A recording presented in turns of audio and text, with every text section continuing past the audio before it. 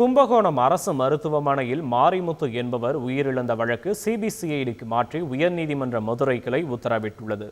மருத்துவமனையில் மர்மமான முறையில் இறந்து போன தனது மகனின் வழக்கை சிபிசிஐடி விசாரிக்க மாற்றக்கோரி தந்தை தொடர்ந்த வழக்கில் உத்தரவிடப்பட்டுள்ளது. கும்பகோணம் போலீசார் விசாரணையில் திருப்தி இல்லை என கூறிய நீதிமன்றம் வழக்கின் விசாரணைக்காக மூத்த அதிகாரியை நியமித்து முறையாக விசாரிக்க வேண்டும் என உத்தரவிட்டது. கோயில்களுக்கு தானமாக வழங்கப்பட்ட பசுக்களில் எத்தனை பசுக்கள் சுய உதவி குழுக்களுக்கு வழங்கப்பட்டு இருக்கிறது என்பது குறித்து அறிக்கை தாக்கல் செய்ய இந்து சமய அறநிலையத்துறைக்கு சென்னை உயர்நீதிமன்றம் உத்தரவிட்டுள்ளது.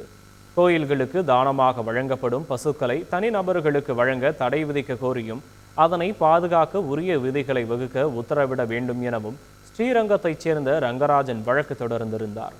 தானமாக வழங்கப்பட்ட பசுக்கள் பால் கொடுப்பதை நிறுத்திய பின் அர்ச்சகர்கள், பூசாரிகள், சுய உதவி குழுக்கள், கோசாலைகளுக்கு வழங்கப்படுவதாக அறநிலையத்துறை சார்பில் ஆஜரான சிறப்பு அரசு பிளீடர் அருண் நடராஜன் விளக்கமளித்தார். கல்குவாரி நீரில் மூழ்கி மனைவி, மகன் உயிரிழந்ததால் பாதிக்கப்பட்ட கணவருக்கு 5 லட்சம் ரூபாய் இழப்பீடு வழங்க தமிழ்நாடு அரசுக்கு மாநில மனித உரிமை ஆணையம் உத்தரவிட்டுள்ளது. கடலூர் ஆலம்பாடியில் குவாரியில் குளித்த ஷங்கரின் மனைவி திவ்யா மற்றும் மகன் நீரில் மூழ்கி உயிரிழந்தனர். குவாரியின் ஒப்பந்தம் முடிந்த பின் அதை வேலியிட்டு மூடாத அதிகாரிகள் மீது நடவடிக்கை எடுக்க கோரியும் நிவாரணம் வழங்க கோரியும் ஷங்கர் வழக்கு தொடர்ந்திருந்தார். செய்திகளை உடனுக்குடன் தெரிந்து கொள்ள உடனே சப்ஸ்கிரைப் பண்ணுங்க.